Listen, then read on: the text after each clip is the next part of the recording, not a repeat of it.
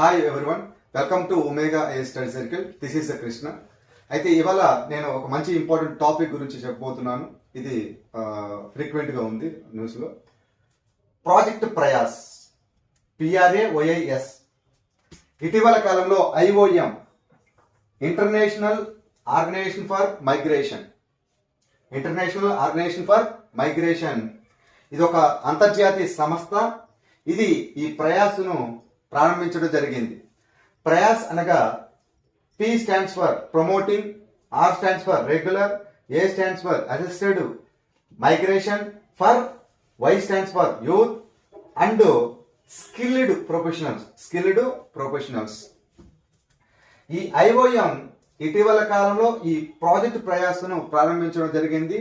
Especially for ఎవరి కోసం అంటే మన భారతీయ కార్మికులైనటువంటి విదేశాల్లో నివాసులు, మన భారతీయులు విదేశాల్లో వెళ్ళి వలసదారులు అనుకోండి.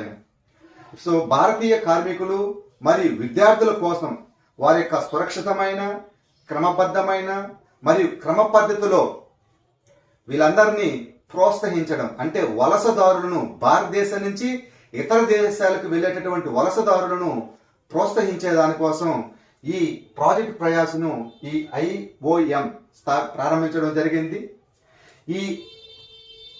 ఈ ప్రాజెక్ట్ ప్రయాసు మన విదేశాంగ వ్యవహారాల మంత్రిత్వ శాఖ అంటాం. విదేశీ వ్యవహారాల మంత్రిత్వ శాఖ, మినిస్టర్ ఆఫ్ ఎక్స్టర్నల్ అఫైర్స్, విదేశీ వ్యవహారాల మంత్రిత్వ శాఖ ఆధ్వర్యంలో మరియు వివిధ రాష్ట్రాల యొక్క సహాయంతో ఈ ప్రాజెక్ట్ ప్రయాసను ప్రారంభించడం జరిగింది. అన్ని కలగలిపి అన్నమాట. విదేశీ మంత్రిత్వ శాఖ ఒకటి, అదే వివిధ రాష్ట్రాల నుంచి వాళ్ళ యొక్క సహాయంతో ఈ వలసదారులను ప్రోత్సహించే దానికోసం, వాళ్ళ యొక్క సురక్షితమైన, క్రమబద్ధమైన, క్రమ పద్ధతిలో ప్రోత్సహించే దానికోసం మన భారతదేశం నుంచి ఇతర దేశాలకు వెళ్ళేటటువంటి వలసదారులకు ప్రోత్సాహం అన్నమాట ఈ ప్రాజెక్ట్ అనేది.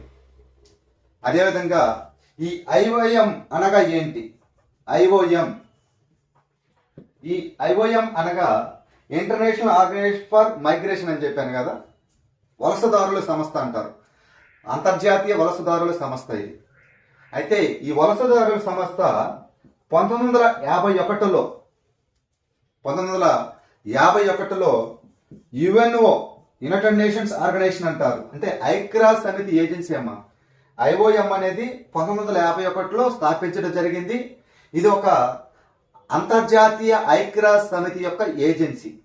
అంటే దీంట్లో ఒక పార్ట్ అన్నమాట. IMOలో చాలా ఉంటాయి. యునెస్కో అని నిన్న మీకు చెప్పాను, ఒక టాపిక్, ఇంపార్టెంట్ టాపిక్ అని చెప్పాను.